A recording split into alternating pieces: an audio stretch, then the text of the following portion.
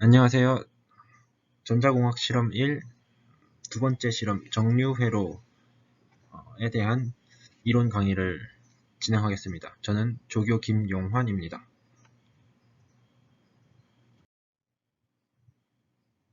먼저 실험 개요에 대해서 설명을 해드리겠습니다.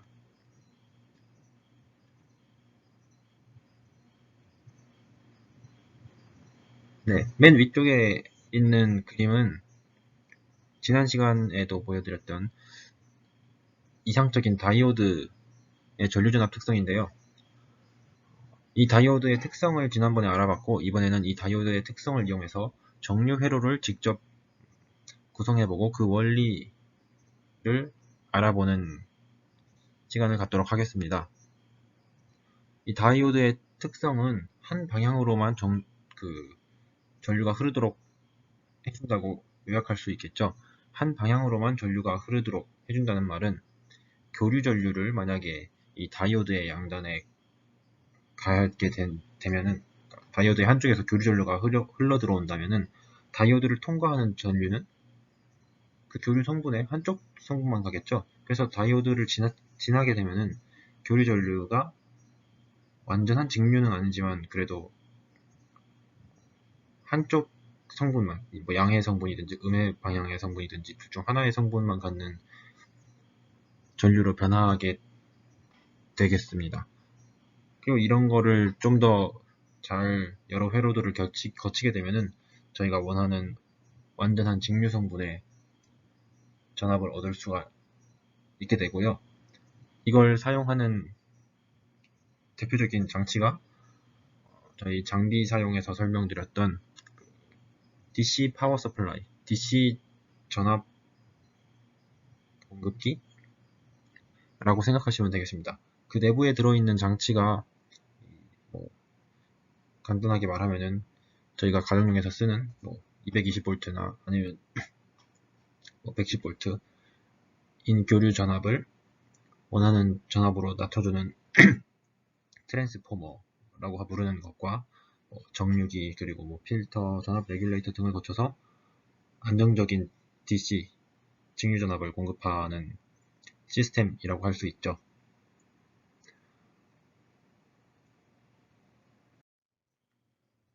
네, 먼저 살펴볼 회로는 반파 정류 회로입니다.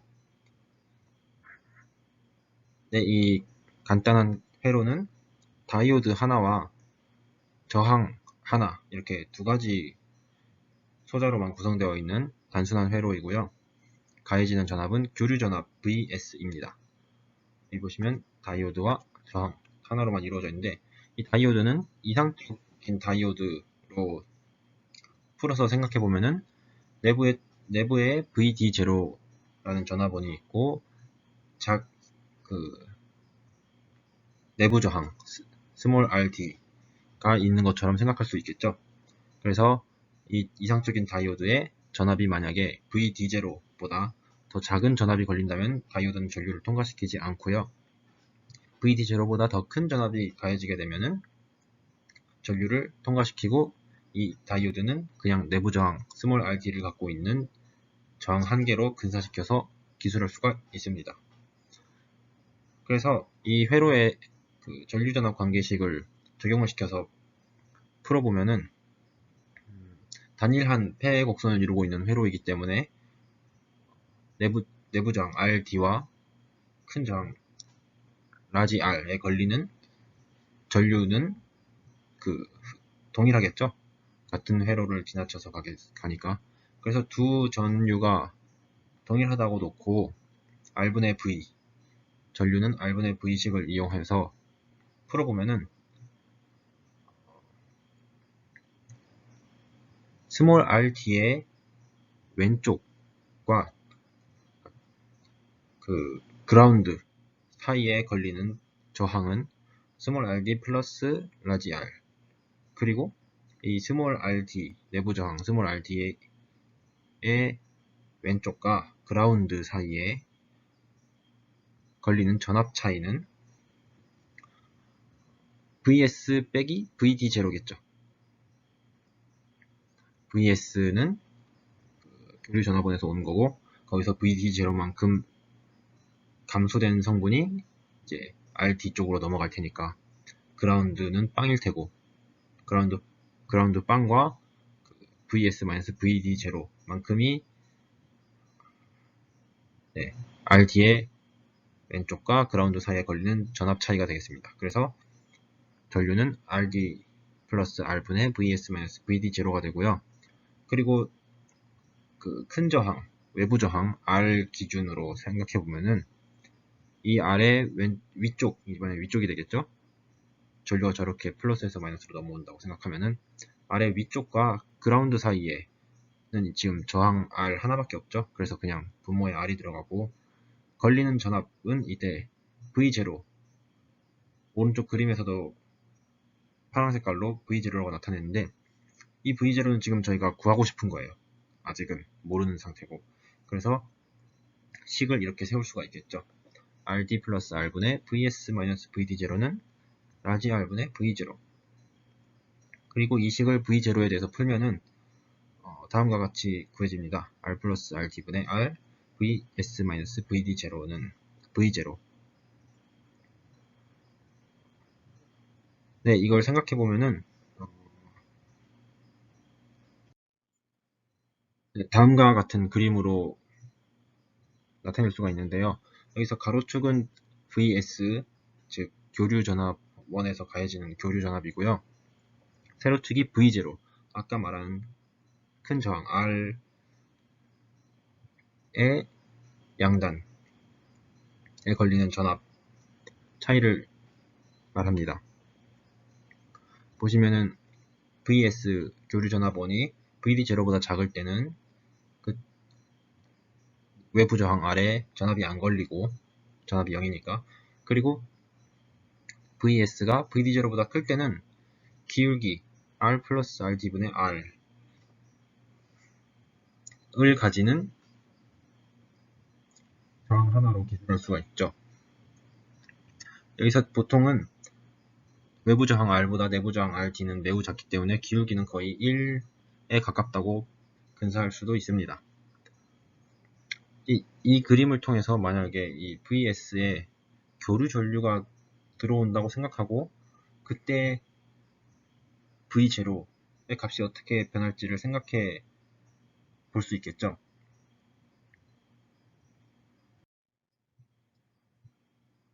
네, 그래서 VS에 교류 전류가 들어오고 그에 따른 V0의 변화를 그린 것이 오른쪽 그림입니다. 왼쪽 그림과 오른쪽 그림은 이제 매우 상관관계가 깊은데요.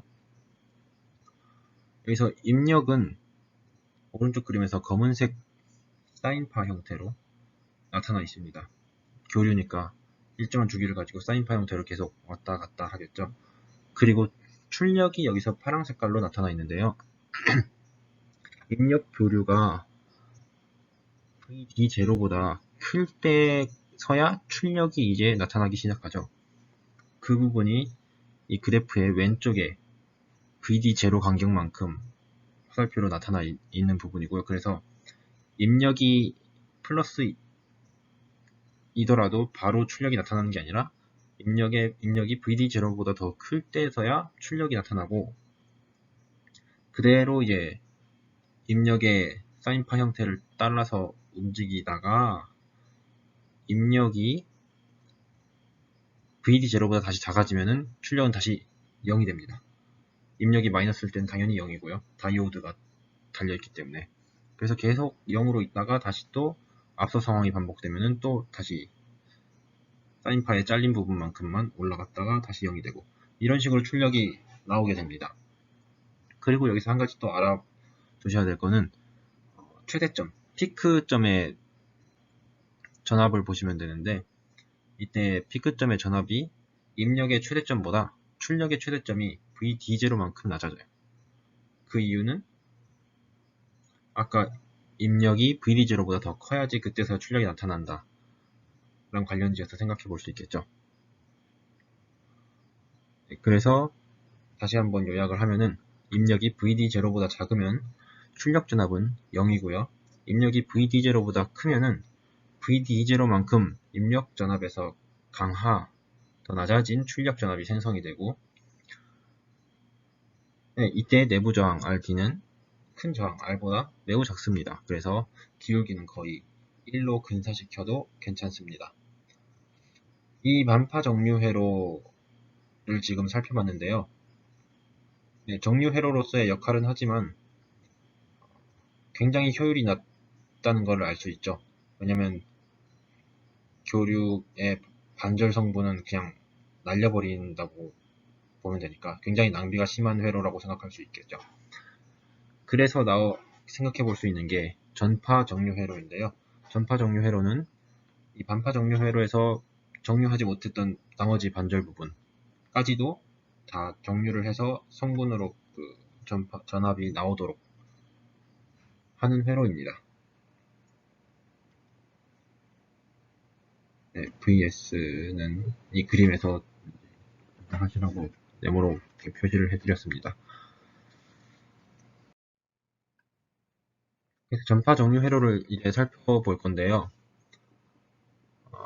먼저 살펴볼 거는 전파 정류 회로 중에서도 저희 아까 반파 정류 회로에서 나머지 반절 부분을 정류하지 못하고 정류를 했는데 그게 성분이 그냥 전압이 0인 걸로 나온 이유가 전압이 음이어서 그랬죠. 교류 전압에 그게. 그래서 가해주는 전압을 이제 교류 성분의 전류가 양수일 때는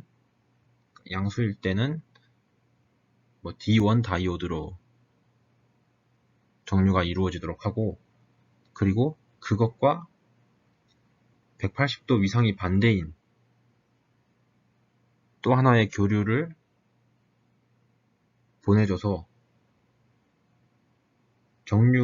전류가 마이너스일 때는 또 D2 다이오드를 이용해서 정류작용이 일어나도록 만든 회로가 이 그림에 나와 있는 회로인데요. 이 중간 탭이라고 부르는 거가 달려있는 트랜스포머는 AC 전압을 내가 원하는 전압으로 바꿔주는 뭐 그런 거라고 생각하시면 됩니다. 중간 탭이 달려있어서 180도 위상차가 나는 두 가지의 교류 신호를 생성하는 트랜스포머를 이용하면은 다이오드 두 개만 가지고 이제 반파 정류를 하는, 서로 다른 영역을 반파 정류시켜서 하나로 합쳐 보여주는 이 전파 정류 회로를 만들 수가 있습니다. 네, 이때 전압 전달 특성 곡선을 살펴보면은 이렇게 그릴 수가 있는데, 보시면은 VS가 음수일 때 이 좌표에서 왼쪽 부분이 완전히 0일 때가 아까 반파 정류였고, 그 반파 정류에서 음수 성분까지에서도 V0가 나타나도록 만든 게 전파 정류 회로의 전압 전달 특성 곡선이라고 생각하실 수 있습니다. 여기서 기울기를 1로 가정한 이유는 아까도 설명드렸듯이 내부 저항이 외부 저항보다 훨씬 작다고 근사할 수 있기 때문입니다. 네, 그래서 이 중간 탭이 있는 트랜스포머를 이용한 전파 정류 회로의 입력 출력 파형을 이제 살펴보겠습니다. 왼쪽이 전파 정류 회로의 입력 출력 파형이고요. 오른쪽 그림이 반파 정류 회로의 입력 출력 파형입니다. 보시면은 다른 부분은 다 동일하고요. 반파 정류 회로에서 정류하지 0으로 나왔던 부분, 그러니까 사인 곡선의 전압이 입력 전압이 음수였던 부분까지도 다른 두 번째 다이오드가 정류를 해주어서 이렇게 양수로 올려놓은 것을 보실 수 있죠. 전파 정류 회로에서는. 그래서 전파 정류 회로는 반파 정류 회로보다 효율이 2배 더 높다는 걸 그림으로 알 수 있습니다. 대신 전파 정류에서도 다이오드의 특성 때문에 VD0만큼의 전압 강화는 여전히 존재한다고 할 수 있죠. 근데 이 중간 탭이 있는 트랜스포머는 크기가 매우 크다고 하네요. 저는 사실 실제로 본 적은 없는데, 그래서 인터넷에서 이 중간 탭이 있는 트랜스포머를 파는 곳을 찾아봤더니 지금 오른쪽 아래 사진에 제가 캡처를 해서 올려놨는데 길이가 거의 9cm 정도 되네요. 네, 크기가 너무 커서 이용하기가 좀 불편하고, 그래서 나온 게 브릿지 정류 회로입니다. 브릿지 정류 회로는 그 중간 탭이 있는 트랜스포머를 사용하지 않고요. 그러니까 위상차를 180도 나눠주는 그 장치가 달려있지 않는 그냥 트랜스포머만 있으면 되고요. 그래서 AC 전압이 VS라는 AC 전압이 가해지면은 여기서는 다이오드를 4개를 이용합니다. 대신 D1, D2, D3, D4 이렇게 4개를 이용하는데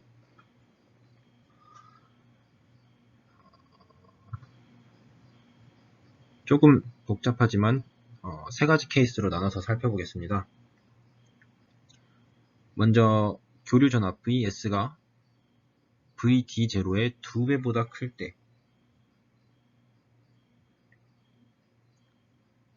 이때는 그 1번 케이스 오른쪽에 작은 그림을 보시면은 빨간 화살표를 따라가서 플러스에서 전류가 나와서 이렇게 쭉 도선을 타고 흐르다가 D1과 D4 다이오드의 그 만나는 점, 그 점에서 갈 수 있는 방향이 한 곳밖에 없겠죠. D1과 D4가 지금 방향이 서로 반대로 되어 있으니까 그때 이제 플러스에서 나온 전류의 흐름은 D1을 따라서 흐를 테고 D4는 전류가 흐르지 않겠죠. 그냥 차단된 도선이라고 생각하면 되겠죠. 연결되어 있지 않은. 그래서 D1을 지나고 흐르다가 이제 D1과 D3가 만나는 점, 네, 저항 R까지 연결되어 있는 그 점에 다다르면은 또 다시 갈래길이 나뉘어요. D3 쪽으로 갈 건지 R 쪽으로 갈 건지. 근데 역시 D3 쪽은 다이오드의 방향이 역으로 되어 있기 때문에 차단된 노선으로 생각하시면 되고, 이때 전류의 흐름은 그냥 저항 R이 달려있는 도선을 따라서 지나가고, 그 다음 다시 D4와 D2가 만나는 지점에 이르게 되고, 이때 다시 또 전류의 흐름은 D2를 따라 흘러가고, 이제 D2와 D3가 만나는 점에 도달한 다음에 다시 VS의 마이너스 쪽으로 흘러서 회로가 패곡선을 이루게 되겠죠. 네, 이때 이 전류가 출발점에서 도착점까지 지나가면서 지나온 다이오드는 총 2개죠. D1과 D2. 이 D1과 D2 모두 전압 강화가 VD0만큼 있기 때문에 VS가 이 VD0보다 더 커야만 전류가 흐릅니다. 전압 강화가 2개가 겹쳤다고 생각하시면 돼요. 그래서 이 VD0보다 VS가 더 크면은 이제 회로 그 전류가 제대로 흐르게 되는 거죠. 전압이 그래서 생성이 되고 교류 전압에 따라서 이 VD0만큼의 전압 강화가 일어난 채로, 그리고 이제 전압이 반대로 걸렸을 때를 생각해 보겠습니다. 이때는 마이너스 쪽에서 전류가 나와서 이제 플러스 쪽으로 흘러간다고 생각할 수 있겠죠. 그때 지나가는 길은 생각을 해보면은 마이너스 쪽에서 빨간 화살표가 나와서 처음에 도달하는 것은 D2와 D3 다이오드의 교점. 거기서 이제 D2 방향으로는 당연히 못 가겠죠. 거기는 차단되어 있는 도선이라고 생각할 수 있으니까. 그래서 D3 방향으로 전류가 흐르고 다시 D3와 D1의 접점, 네, 만나는 지점까지 도달한 다음에는 D1 방향으로는 흐르지 못하고 저항 R이 있는 도선을 따라서 지나가고 거기서 다시 D4 다이오드를 지나서 플러스 방향으로 전류가 이렇게 흘러서 또 하나의 패곡선을 이루게 됩니다. 이때 지나가는 다이오드도 여전히 2개이고요. 위에서 1번 케이스에서 살펴봤던 다이오드 2개, D1과 D2와는 다른 다이오드가 작용을 하죠. 그래서 총 4개의 다이오드가 필요했던 거고요.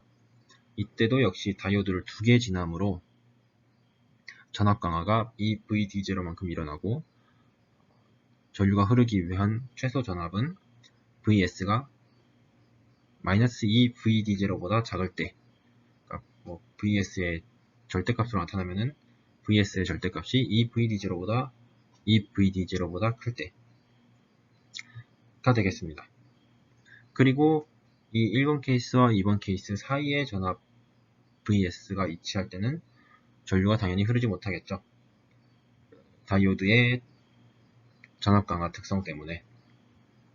그래서 VS가 -2 VD0에서 2 VD0 사이일 때는 전류가 흐르지 않고 전압은 0이라고 생각할 수 있습니다.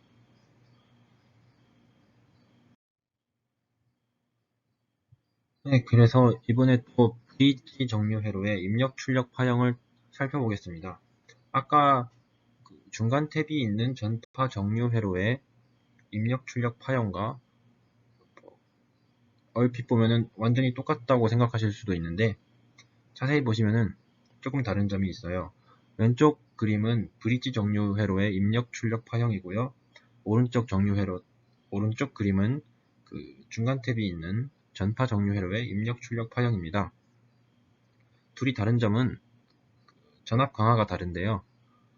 아까 앞에서 살펴봤던 전파 정류 회로의 전압 강화는 VD0였습니다. VD0인 이유는 다이오드가 2개 있긴 했지만 위상차가 다른 경로로 한 위상차에 대해서는 다이오드가 하나만 지나고 반대의 다른 위상에 대해서는 또 다이오드를 하나만 지나기 때문에 전압 강화는 VD0밖에 없는데 이 브릿지 정류 회로의 경우에는 다이오드가 회곡선을 그리면서 그 전류가 흐르기 위해서 지나야 되는 다이오드의 개수가 전류가 양의 방향이든 음의 방향이든 항상 2개를 지났었죠. 아까 앞에서 살펴봤을 때는. 그래서 다이오드가 2개의 직렬로 연결되어 있는 것처럼 생각할 수 있기 때문에 VD0의 2배만큼 전압 강화가 일어나게 됩니다. 그래서 이 VD0만큼 전압 강화가 일어난다고 생각하실 수 있고, 이 부분이 전파 정류 회로에 비해서 뭐 단점으로 생각될 수도 있지만 브릿지 정류 회로는 전파 정류 회로에서 아까 그 중간 탭이 있는 전파 정류 회로 트랜스포머는 굉장히 부피가 크고 불편하다고 했으니까 그 정도를 감안한다면은 브릿지 정류 회로도 상당히 유용하게 사용할 수 있다고 생각할 수 있겠죠. 근데 아직도 이게 이 브릿지 정류 회로를 거친 출력 전압이 직류 전압이라고 하기에는 굉장히 애매하죠. 한쪽 방향으로 흐르는 전압은 많은데 균일하지 않기 때문에 이런 것을 리플이라고 부르는데 이것을 줄이기 위해서 회로에다가 커패시터를 추가를 합니다. 필터 커패시터라고 부르는데 필터 커패시터는 일단 전하를 축적시켰다가 전압이 전류원이 꺼져도 서서히 방전이 되는 성격이 있죠. 충전과 방전이라는 과정이 있어서 뭔가 완충 작용을 해주는데 이 필터 커패시터가 회로에 추가가 되면은 입력 출력 파형이 어떻게 변하는지 살펴보도록 하겠습니다.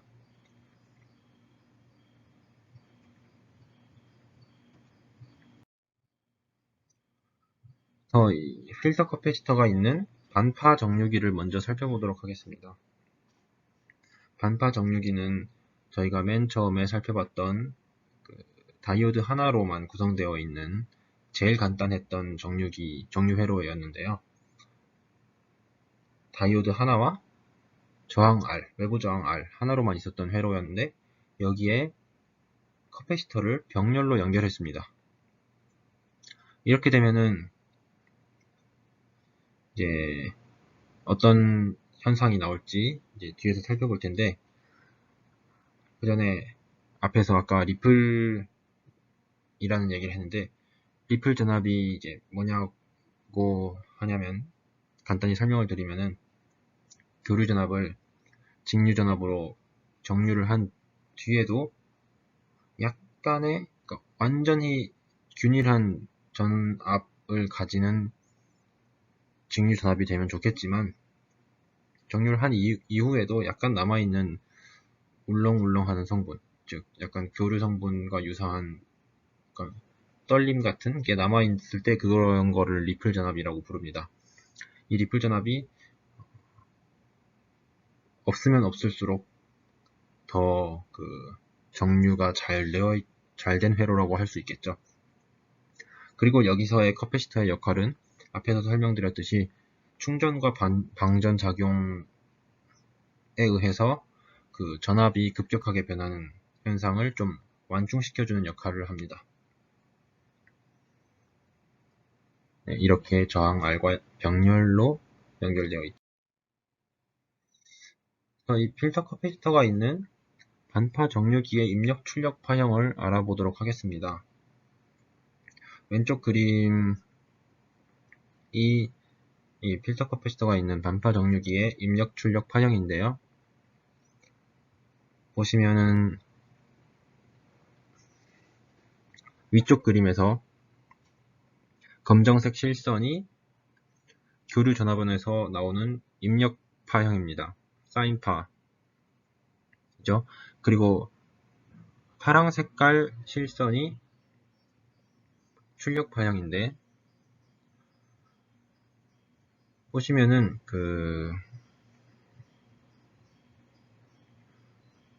입력 전압이 점점 높아지는데, 그때는 커패시터가 점점 충전이 되겠죠. 그리고 다이오드가 작동을 아직 안 하고 있다가 어느 정도 입력 전압이 더 커지면은 그때 이제 다이오드가 동작을 하면서 전류가 흐르겠죠. 네, 제가 말을 조금 잘못했는데, 다이오드가 동작을 하는 순간, 그러니까 시간으로 따지면은 이 그림에서는 T1 순간에 다이오드가 켜지게 되는데요. 다이오드가 켜지는 순간 회로가 이제 연결이 되었고, 그때 이제 커패시터가 충전이 되기 시작합니다. 그래서 이때 출력 전압은 입력 전압과 동일한 경로를 따라가고요. 그리고 이제 T2 순간에 이제 다이오드가 끊어지고요. 그렇게 되면 이제 커패시터를 통과하는 전류는 이제 없는 상태라고 볼 수 있고, 이제 커패시터는 충전되어 있던 전하를 방전시키면서 서서히 회로의 전압이 낮아집니다. 이 서서히 낮아지기 때문에 이 현상을 이용해서 이 반파 정류기에서의 리플을 줄이는 거고요. 서서히 출력 전압이 낮아지다가 이 사인파 성분에 한 주기가 다시 돌아오면은 다시 다이오드가 동작하는 지점이 생기기 때문에 그때 다시 또 커패시터가 원상태로 회복이 되고 충전이 되었다가 다시 다이오드가 꺼졌을 때 커패시터가 천천히 방전이 되고, 그래서 다시 충전이 됐다가 방전이 되고, 이런 과정을 계속 반복하는 겁니다. 이 방전이 될 때 입력 전압의 주기가 더 길다면은 방전이 계속돼서 0까지 갈 수도 있겠고, 커패시터의 커패시턴스나 외부 저항 R 값, 그리고 이 입력 전압의 진폭이나 주기에 따라서 이 필터 커패시터가 있는 반파 정류기의 입력 출력 파형이 조금씩 달라지겠죠. 네, 그렇게 여러 가지 상황을 고려해 볼 수도 있고, 그래서 내가 원하는 정류기를 만들려고 하면은 가장 알맞은 소자들의 특성 값들을 찾는 게 중요하다고 할 수 있습니다.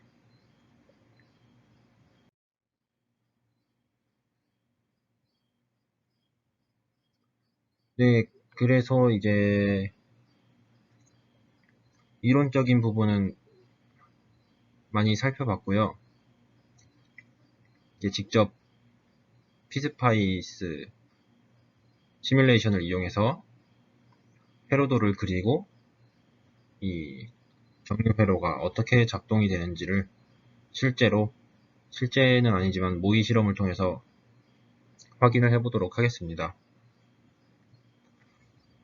먼저 실험할 거는 가장 간단한 케이스였던 반파 정류 회로입니다.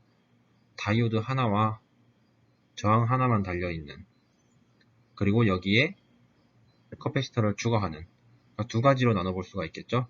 커패시터가 있을 때와 없을 때.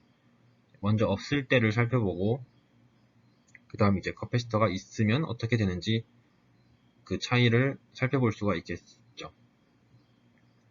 그래서 여러분이 직접 집에서 이제 저번 강의 때 피스파이스 설치법 및 사용법을 간단하게 안내를 해드렸기 때문에 이번 실험부터는 피스파이스를 이용해서 직접 이 교재에 나와 있는 회로들을 다 그려보실 수 있을 거라고 생각합니다. 이 뒤에 제가 직접 영상에서 다시 한번 이 회로도를 따라서 프로그램에서 회로도를 작성을 하고 시뮬레이션을 하는 것까지 직접 영상으로 함께 하도록 하겠습니다.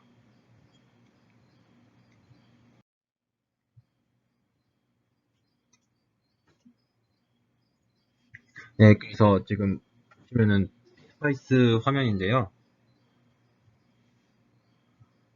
여기서 가장 먼저 저희가 교류 전화번호를 하나 넣어줘야 되는데 부품 번호에 vsin이라고 검색하시고 라이브러리 소스에서 추가해 주시면 됩니다. 여기서 v 오프셋은 0, v 앰플리튜드 전압폭은 5V, 그리고 프리퀀시는 60Hz로 설정을 해주시면 됩니다. 그 다음에 이제 다이오드를 추가해 줘야겠죠. D1N4004라고 검색하고 라이브러리 다이오드에서 찾으셔서 이렇게 추가를 해주시고 그 다음 저항을 넣어 주실 텐데 저항은 라이브러리 아날로그에 있습니다. 여기서 90도 회전을 해서 저항을 오른쪽에 연결해주고 마지막으로 그라운드를 하나 갖다 넣어준 다음에 이제 도선을 다 연결해 주시면 되겠죠.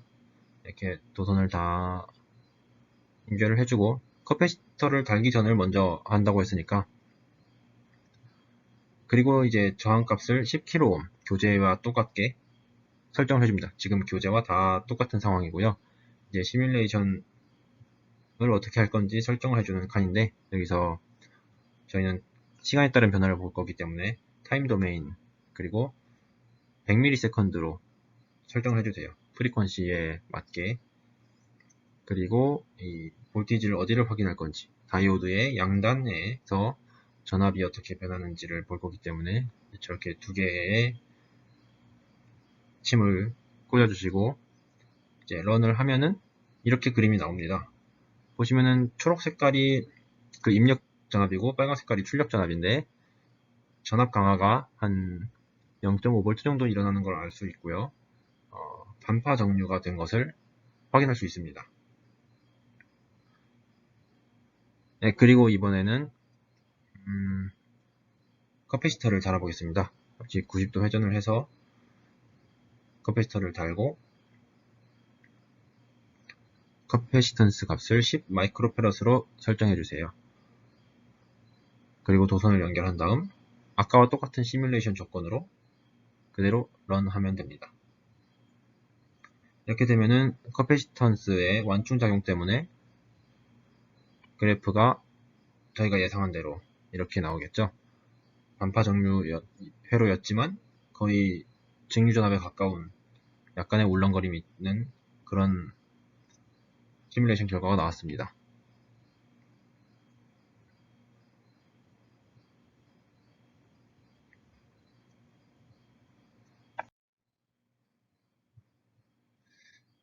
네. 그리고 다음으로 살펴볼 회로는 브릿지 정류 회로입니다. 조금 더 복잡하지만 다이오드가 2개 더 추가된 것 말고는 그렇게 특별한 건 없죠.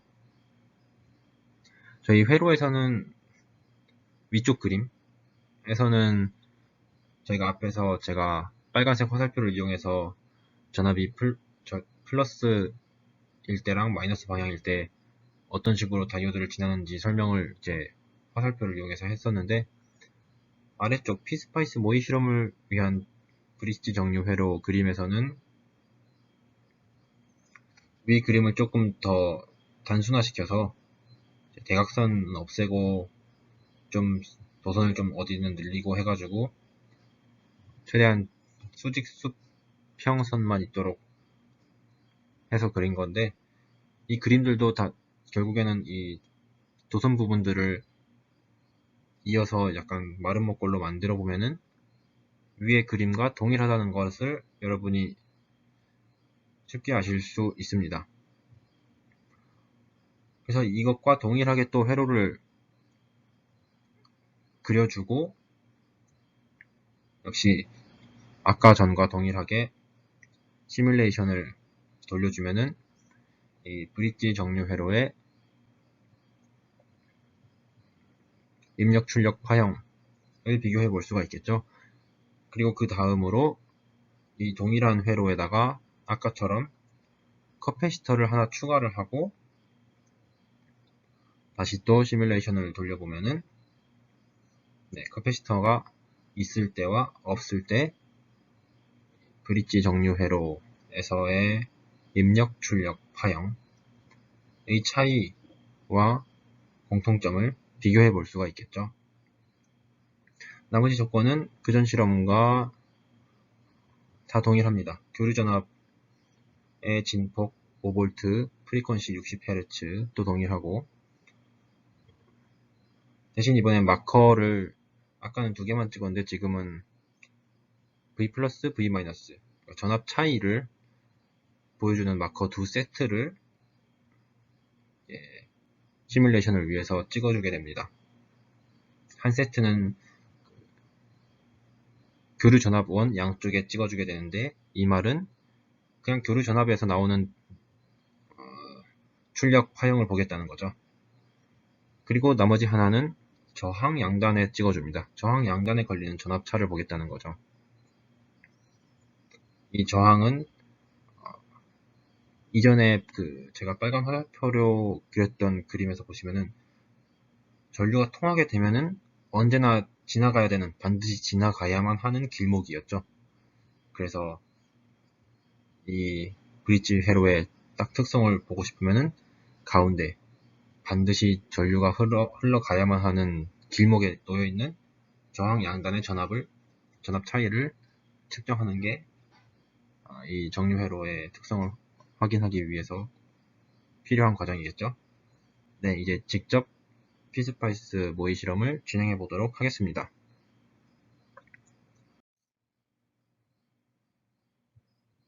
그 전에 제가 커패시터가 있는 경우를 설명을 안 했네요. 브릿지 정류 회로에다가 커패시터를 추가한 모습입니다. 위쪽 그림은 이제 회로도를 그린 거고요. 그 전 브릿지 정류 회로와 완전히 동일하지만 이번엔 역시 저항 아래 병렬로 커패시터 하나가 연결되어 있는 모습입니다. 이와 동일하게 실험을 진행하기 위해서는 피스파이스 모의 실험을 위한 회로도에서도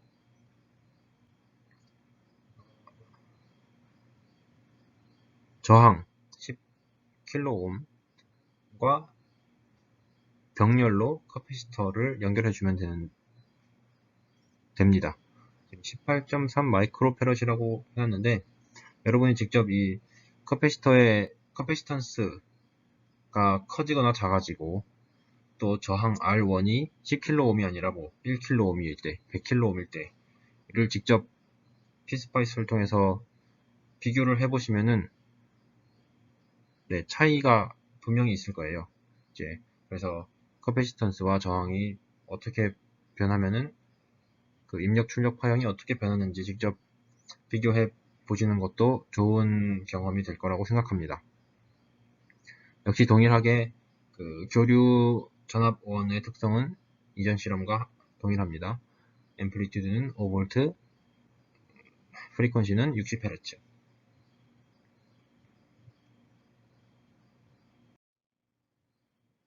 네, 이제 피스파이스 시뮬레이션을 통해서 아까 봤던 브릿지 정류 회로의 입력 출력 전압 특성을 확인해 보도록 하겠습니다.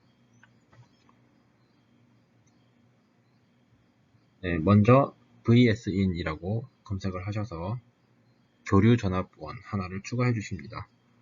오프셋은 0이고요. 앰플리튜드는 5V,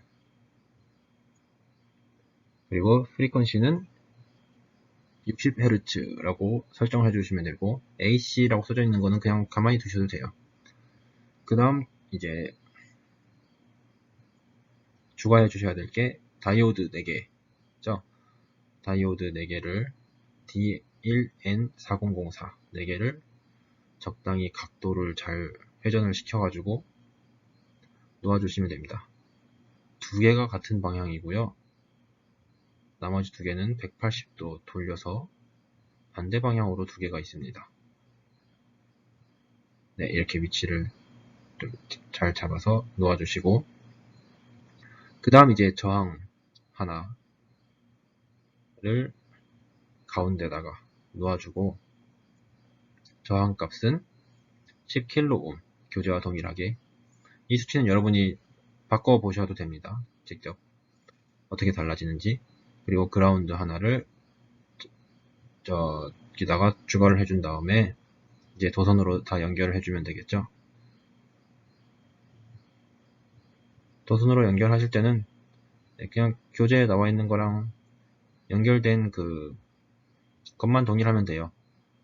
이상한 대로 연결된 점이 생기지만 않고 나머지만 동일하면은 연결된 거는 큰 상관이 없으니까, 네, 연결을 다 해주시고,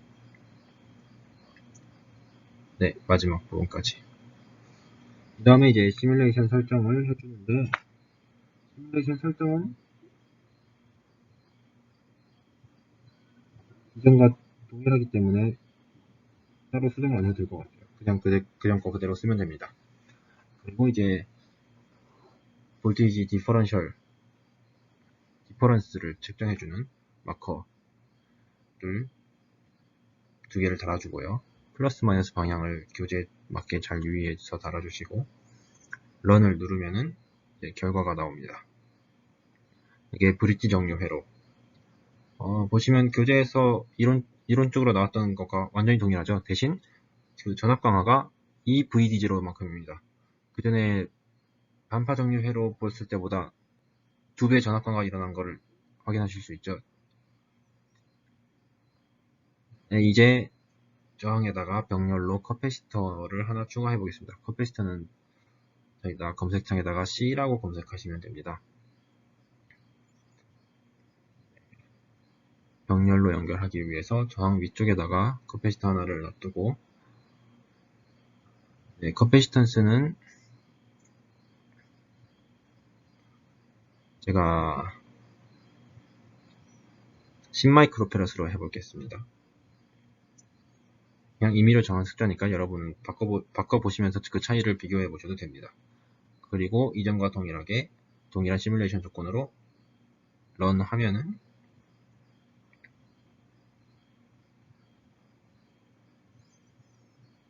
네, 다음과 같은 그림이 나오는데요. 굉장히 직류에 가깝게 나왔다는 걸 알 수 있죠. 역시 전압 강화 EVD0가 존재하고, 네, 직접 해보시면은 도움이 많이 될 거라고 생각합니다.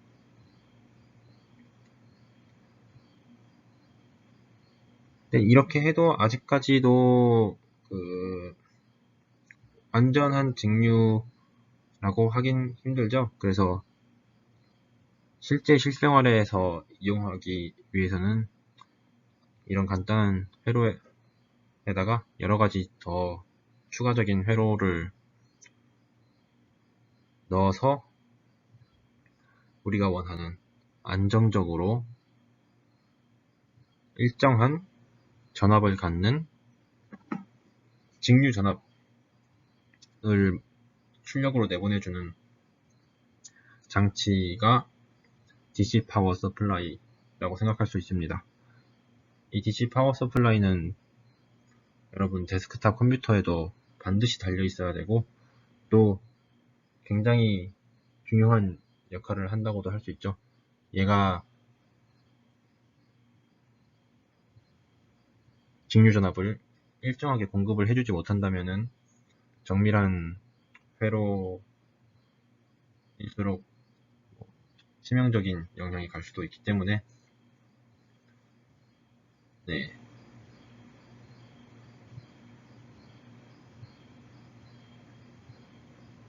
그렇습니다. 이번 시간에는 직류 전압을 만들어주는 교류 전압원에서 나오는 일정한 주파수의 교류 전압을 저희가 첫 번째 실험에서 배웠던 다이오드의 특성을 이용해서 정류작용을 거쳐서 직류 전압으로 바꿔주는 원리를 공부하였고요. 그리고 직접 정류 회로에 어떤 종류가 있는지 먼저 알아본 거는 반파 정류 회로였고요. 대신 반파 정류 회로의 비효율성 때문에 전파 정류 회로라는 것을 알아보았습니다. 그리고 전파 정류 회로에서는 중간 탭이 있는 트랜스포머를 이용해서 위상차를 만들어서 다이오드 두 개를 이용해서 전파 정류를 시켜주는 장치와 브릿지 정류 회로, 다이오드 4개를 이용해서 만든 브릿지 정류 회로를 이용해서 만든 전파 정류 회로를 또 비교해봤죠. 둘의 차이점은 전압 강화, 브릿지 회로를 이용해서 만든 정류 회로에서의 전압 강화는 EVD0였고요. 그 이유는 전류가 흘러가면서 다이오드를 2개를 통과하기 때문에 그랬던 거였죠. 대신 중간 탭이 달려있는 트랜스포머에서 나온 다이오드 2개 달린 전파 정류 회로에서는 지나가는 다이오드가 하나뿐이었기 때문에 전압 강화가 VD0였습니다.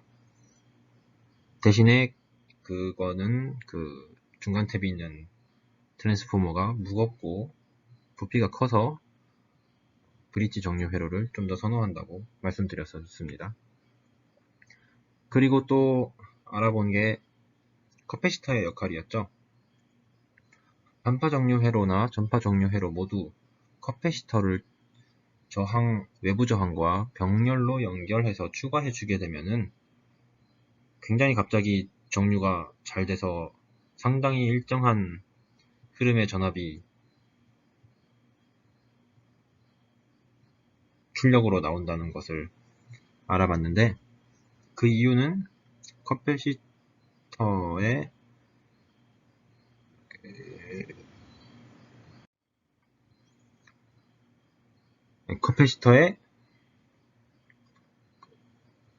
전류 전압 특성 때문인데요. 충전과 방전이 이루어지는 그 커패시터의 특성 때문에 다이오드에서 전류의 흐름을 차단을 해도 커패시터에 남아있던 전하 때문에 전압이 서서히 감소하게 되는 거죠. 그랬다가 다시 다이오드가 연결이 되면은 커패시터가 충전이 되고 다이오드가 끊어져 있을 때는 커패시터가 천천히 방전이 되고 그래서 반파 정류 회로에서도 커패시터를 달면은 전압이 0인 부분이 거의 사라지고 일직선에 가까운 전압 흐름이 나왔었고 전파 정류 회로, 특히 브릿지 회로의 시뮬레이션을 직접 해봤는데 브릿지 회로에다가 커패시터를 추가할 경우에는 굉장히 일정한 전압이 공급이 된다는 것을 살펴봤습니다. 네, 이렇게 마지막으로 한번 요약을 해봤는데 50분이 다 채워졌네요.